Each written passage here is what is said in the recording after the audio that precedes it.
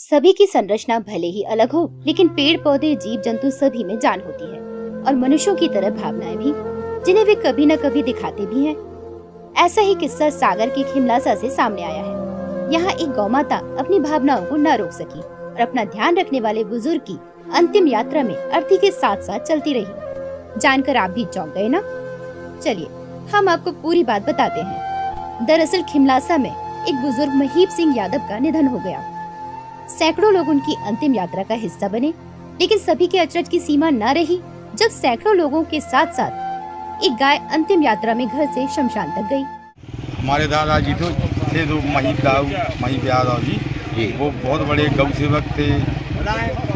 तो वही कारण कहलाया कि गाय को भी उनसे इतना प्रेम था कि आज अंतिम यात्रा में गाय महीप यादव की अंतिम यात्रा में शमशान तक आई और मतलब जैसा अंतिम संस्कार होता है वैसे उसमें वो शामिल रही। गौमाता की आंखों से लगातार आंसू बहते रहे। बेजुबान गाय बोल तो न सकी, लेकिन उसके आंसू ने सारी कहानी कह डाली।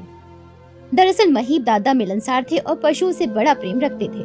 जब गौमाता को बुजुर्ग दादा के निधन का आभास हुआ तो वो आंखों में आंसू लिए मृतक महीप दादा के घर पहुंची। इतना ही नहीं, गौमाता अंतिम यात्रा में भी साथ साथ चली और बीच बीच में कई बार महीप दादा की चिता की परिक्रमा भी की। दादा को क्या है, गाय से बड़ा प्रेम था, इसलिए आदमियों के साथ घर से शमशान तक एक साथ आई, सबके बीच में आई और बाकायदा उसने जैसा आदमी देते हैं शमशान में परिक्रमा लगाई।